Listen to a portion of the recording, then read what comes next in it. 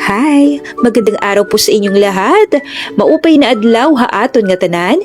Welcome kayo sa aking YouTube channel, ang Madiskarting Waray. At ngayong araw ay magluluto tayo ng kakaibang puto. Ito yung ating puto na kahit hindi bigas ang ginamit, sa ating ingredients ay lasang-lasa talaga ang puto bigas na ito. Pero mga kawaray, hindi bigas ang ginamit ko dito, kundi all-purpose lang. Pero ang kanyang lasa naman ay talaga namang putong bigas. Kung kayo ay nagkikrave ng putong bigas at hindi nyo kayang magluto dahil napakahirap nun, meron pa yung bababad overnight. Pero itong ating recipe ngayon mga kawaray, napakadali lang at talaga naman makukuha mo ang lasa ng puto bigas kahit all-purpose lang ang ating ingredients dito. Kaya naman mga kawaray, hindi ko na patatagalin pa. Simulan na natin ang pagluto nitong ating espesyal puto na ang kalasa nito ay puto bigas. Sa ating ingredients dito mga kawaray ay gumamit tayo nga po ng all-purpose flour lang po, hindi bigas. At sa ating all-purpose flour, gumamit lang tayo ng 3 cups of all-purpose flour. Madami na po tayong maluluto sa 3 cups. And then ang ating pangpaalsa, ating baking powder, 6 teaspoon, and then ang ating sugar ay 1 1/4 cup para hindi po siya matamis. Then haluin lang po natin ito. At pagka mahalo na natin, maglagay tayo ng konting asin. Hindi ko na napakita dito ang paglagay ng konting asin. At dito nga po ay naglagay ako. Ito yung sekreto natin kung bakit nga ba lasang puto bigas. Dahil naglagay po ako dito ng kakang gata. Yung gata po ang ginamit ko dito. At dito ay kakailanganin natin ng 1 1/2 cup ng ating gata. At syempre kulang pa yan sa 1 1/2 cup. Maglalagay pa tayo dito ng pangalawang gata. Ito ay 1 1/4 cup ng ating pangalawang gata. And then naglagay tayo ng konting butter. At ang ating itlog, 2 piraso po yan, medium size. At dito nga po ay mimix lang po natin ito ng mabuti. Mga kawaray, ito talaga yung ating recipe na talaga namang simple lang ang mga ingredients, talagang napakasarap. At salain nga po natin ito para maiwasan natin ang buo-buo ng ating baking powder. Dahil ang baking powder talaga kapag maluto na ay talaga namang napakapait.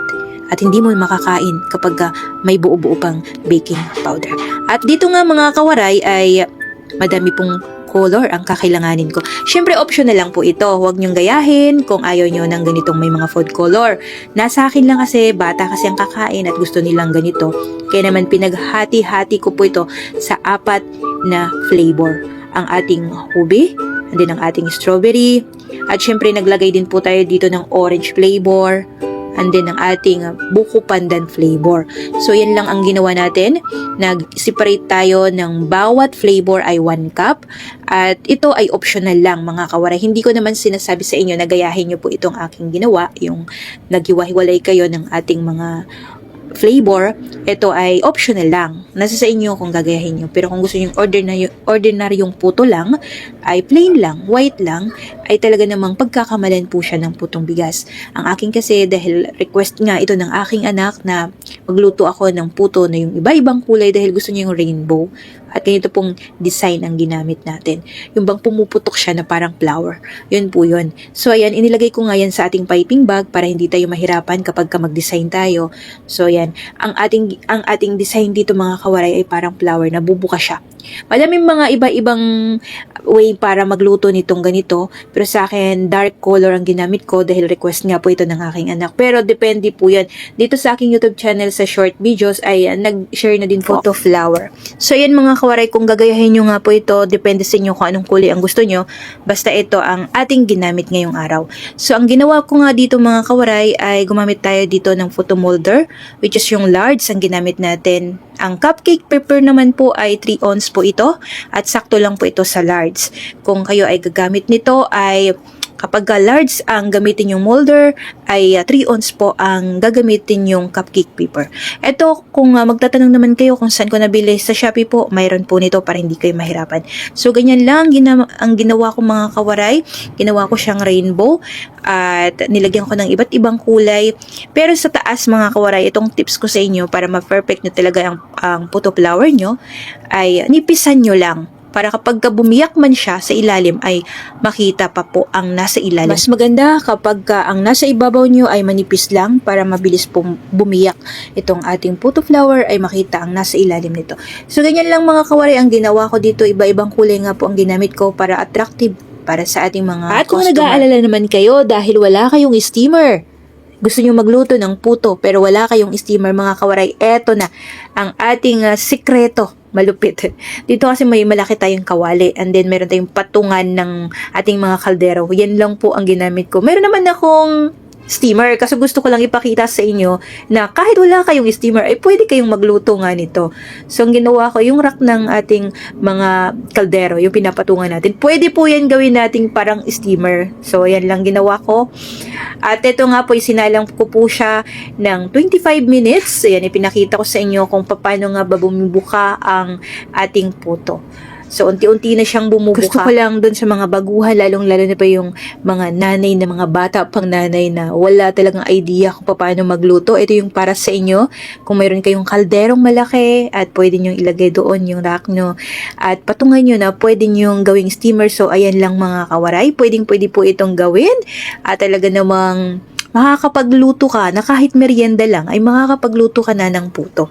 So, yan lang ang ating diskarte para tayo ay makapagluto na kahit magpa-practice pa lang tayo, kahit na wala pa kayong pambili ng malaking steamer at meron kayong kaldero sa inyo na gusto nyo talagang magluto, mag-practice, ay pwede nyo po itong gayahin dahil ito ay pwedeng makapagluto ng puto, sapin-sapin o kahit na anong parang pang-steam ang pagluluto. So, ayan, napakadali lang nito mga kawaray at sana ay nakatulong nga po itong ating video na ito sa lahat ng mga nanay na talagang, syempre, hindi naman lahat ng nanay ay afford bumili ng mga pangluto sa bahay. Marami tayong mga napapanood na mga vlogger na talagang nakakahanga ang kanilang mga gamit sa pagluluto.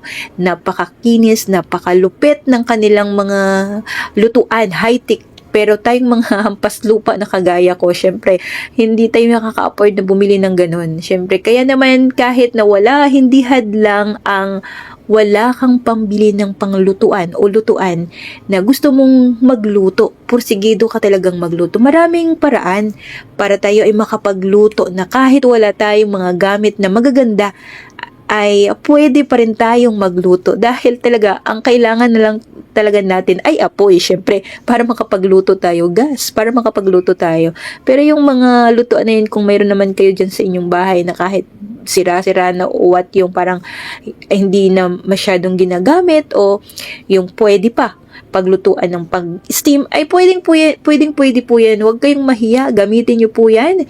So ayan, sana ay nakatulong po ang ating tips sa inyo, lalong-lalo na po dun sa mga bagong subscribers natin dyan. Thank you po sa panunood nyo sa akin, sa walang sawang panunood nyo at patuloy nyong pag-comment dito sa ating YouTube channel. At sana ay nagustuhan nyo po ito. Syempre kung nagustuhan nyo ang ating recipe ngayon, please subscribe my YouTube channel mga kawaray para umabot na tayo ng 100,000 subscribers. At dito nga sa susunod kong vlog, gusto ko namang ipakita sa inyo yung mga design ko kung paano ako magluto ng puto flower. At talaga namang magugustuhan po ito ng mga customer. Plain lang po ang gagawin natin next vlog. At gusto ko ay mapanood nyo din po ito next week na po yan. At i-upload ko na po dito. Ang lasa nito mga kawaray talaga namang putong bigas. Dahil ang ginamit nga po natin dito, ganun pala siya. Kapag buko o nyug ang gamitin natin, instead na gatas, ang gamitin natin ay gata. Talaga naman ang kanyang lasa talaga ay creamy. Talagang kalasa niya ang puto bigas. Kaya naman yun ang sekreto. Pala kahit wala kang bigas na gagamitin, kahit all-purpose flour lang mga kawaray, ay pwede ka palang makapagluto ng kasing lasa ng puto bigas. Doon sa mga nag-aalala gustong kumain ng puto bigas na hindi nila kayang magluto, dito sa ating recipe na ito ay talaga naman makakatikim ka ng parang putong bigas talaga na hindi ka mahihirapan sa pagluto. So ayan mga kawaray, syempre sa dami ko nang sinabi sa mga tips ko sa inyo at sana'y nakatulong yon. Kaya naman tayo naman ngayon ay isi-shoutout na natin ang ating mga subscribers. Gusto ko talagang mag-shoutout sa ating mga subscribers dyan. Laking pasasalamat ko sa inyo dahil kayo po ay dumadalaw sa aking YouTube channel. Kahit maliit lang ang aking YouTube channel ay patuloy nyo pong pinanonood. At eto na nga po, simulan na natin ang pag-shoutout. At i-shoutout na nga po natin si Ma'am Artisera Francisco. Ayan, Ma'am Artisera Francisco, hi po. Hi po, pa-shoutout pa Artisera from Taipei. Mother po ako, magaling magluto ng suman from Dulag, Leyte po siya. Ayan, shoutout po sa lahat ng mga nanonood ngayon na taga Dulag, Leyte. Ayan, shoutout po sa inyo. Joma Drona, ayan, shoutout po. Wow, sa tingin pa lang, masarap na. Ayan, shoutout po natin. Eto na naman si Ma'am Lily Marmol. Ayan, thank you Ma'am Lily Marmol. So, walang sawang suporta niyo po sa aking YouTube channel. Ang sabi po niya, happy blessed morning Miss Jazz at sa family mo. Wow, kaiba yan. Gawa sa saba, pwede pala sa puto molder kung walang dahon ng saging. Sarap naman. Salamat sa binahagi mong recipe. Madiscarding waray. More blessing. Ayan, thank you. Uulitin ko po, shoutout po natin si Ma'am Lily Marmol na talaga namang walang sawa po siya talagang nagko-comment, nagla-like sa ating YouTube channel. Ayan, ito po, si Ma'am Helen Tabuyan. Ayan, shoutout po natin si Ma'am Helen Tabuyan. Hello, kabayan, na-miss ko ang mga vlog mo. Ang sarap ng mga luto mo. Sana makatikim ako ng mga luto mo. Ingat ka palagi and more followers, more viewers, and subscribers siguro ito. Yan, shoutout po sa inyo, Ma'am Mimi Selva Channel. Ayan, nagpadala siya ng mga heart. At si Ma'am Marlene Lansangan, ang sabi niya, wow, yummy naman. Ayan, shoutout po sa inyo, Ma'am Marlene Lansangan. Shoutout po sa inyo. At kay Ma'am Mimi Sevelia Channel. Ayan, salamat sa support niyo sa walang sawang panood niyo sa aking YouTube channel. Thank you po sa inyo. At kung wala kayo, wala po ang ating madiscarding waray dahil hindi ako makakapagluto kung sakaling walang nanonood sa akin. Kaya naman maraming pong salamat sa inyo sa walang sawang panonood niyo. At ito na, shoutout po natin si Domingo de la Rosa. Ayan, si Ma'am Domingo de la Rosa. Shoutout po sa inyo. Ang galing naman. Try nga yan. Makakanin. Tingin pa lang. Masarap na. Ayan, shoutout po natin si Susana Alhambra. Ayan, Ma'am Susana Alhambra. Shoutout po sa inyo. Ang sarap naman. Thank you. Si Ma'am Ferlita Galarosa. Ang sabi niya, thank you po ate. Ayan. Ferlita Galarosa, shoutout po sa inyo. Kay Erlinda Luzle, ayan, shoutout po sa inyo. Ang sabi niya, yummy, enjoy Jazz. Pagkaon kahit imo-himo na puto, mag-try ako magluto. God bless you always. Salamat sa imo nyo, recipe, mabuhay. Ayan, shoutout po sa inyo, ma'am. At syempre, shoutout po natin si Ma'am Frisit Tulabing. Ayan, palagi din po ito nagko-comment sa ating YouTube channel. Hi po, Ma'am Frisit Tulabing. Wow, super yummy naman yan, Miss Chas. Ayan, thank you po sa inyo. Amelita Simenivicio. Ang sabi niya, ang sarap guro niyan, ma'am. Sana'y makabili ako ng ingredients. Gusto ko pong subukan. Ayan, shoutout po sa inyo. At syempre, shoutout po natin si Lorena Valilihan. Ayan, Ma'am Lorena Balilihan. Ayan, shout out po sa inyo. Itong sabi niya, napakahaba. Wow, ang sarap tingnan. Palagi akong nanonood sa mga luto mo sa YouTube channel. Ma'am, palagi ko ginagaya pagkatapos kong makita. Ang sarap talaga naman. Palagi akong nanonood sa iyong mga video pero ako ang iyong silent subscribers. Wow, nakakataba naman ng puso. Ayan, Ma'am Lorena Valilihan. Ayan, shoutout po sa inyo, ma'am.